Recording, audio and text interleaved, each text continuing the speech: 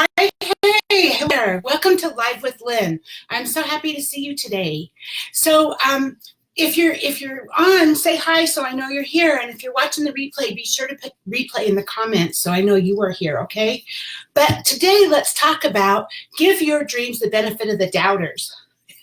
We all have doubters, right? We all have doubters. When you have a dream, you have doubters. That's just the way it is. It's right up there with death and taxes. It doesn't matter what it is.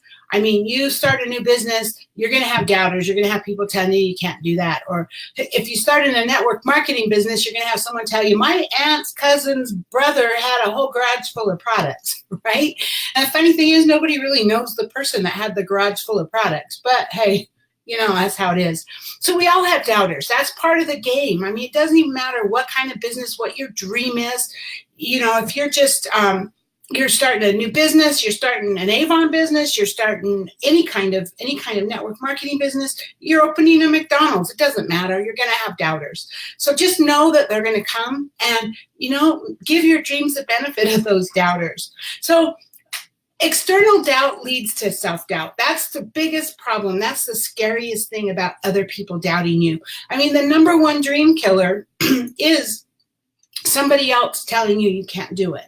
That's the number one dream killer. And you gotta, you know what? You can't listen to that because that's going to destroy your dream. That's not going to help you achieve what you want to achieve. So life and success is not about what happens to you. We all know that, right? We're in charge. It's not about what happens to you. It's how we perceive and respond to what happens to you. So when people doubt you, then that's what you need to change how you perceive and respond to them. So that's what I want to help you with today. So doubters happen. They happen hard and they happen fast and most of the time unsuspecting when you're new, starting something, a new venture. So let's talk about some ways to give your dreams the benefit of the doubters. So number one, keep in mind, doubters actually care. Truth is, they really do. They care. Don't hate on those who hate your dreams because they might be the very people that love you, right? They might be your father or your mother or your partner or maybe even your best friend that's your doubter. And the truth is they're only doubting you because they care most of the time. I mean, there are crabs out there, but that's a whole different subject. But most of the time they're doubting because they care. Because you know what?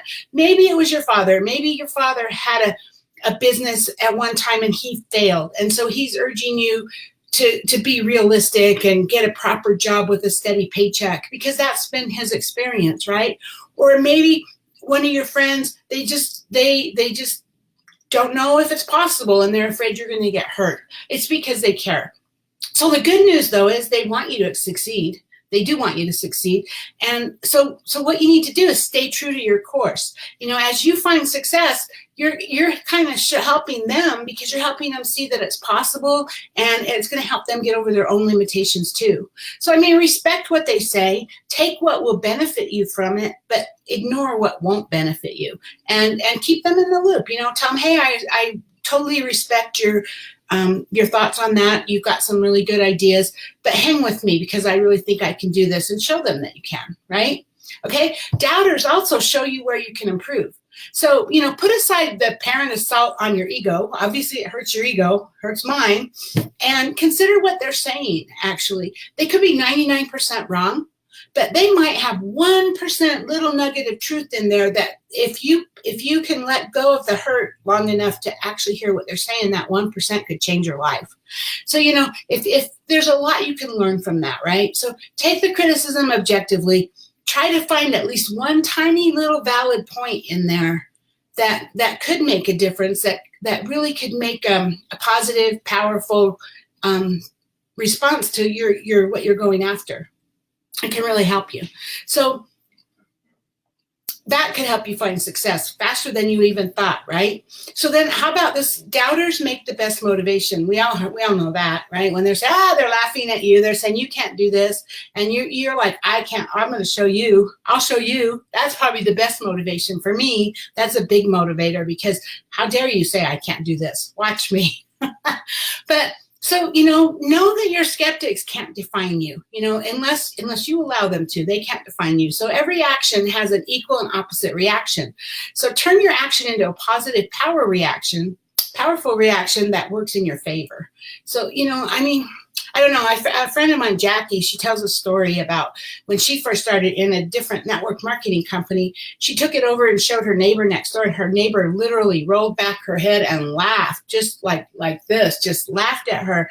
And Jackie's like, she was so embarrassed. She wanted the ground to just swallow her up, and she went home and she told herself, I'm going to prove to her, you know, and she did. She became like the top earner in that company. But so let them give you motivation. Let them motivate you, because your doubters don't define you, you do. And remember what I said, it's not about what they say or what happens to you. It's how you perceive and how you respond to what happens to you. You're the one that's in charge. So take the good out of it, use it as a motivation, and show them that, hey, you can do this, right? And then doubters can become powerful allies. Believe it or not, after you've kind of, they've told you, you know, your best friend, your husband, whoever, they've told you you can't do this, and you're like, well, just trust me a little. I really want to do this. And they come along with you, and slowly they see that you're actually being successful. Then you can actually bridge the difference and create a win-win relationship. You know, people, a lot of times, like I said, they'll judge your intentions based on their own beliefs and their own limitations.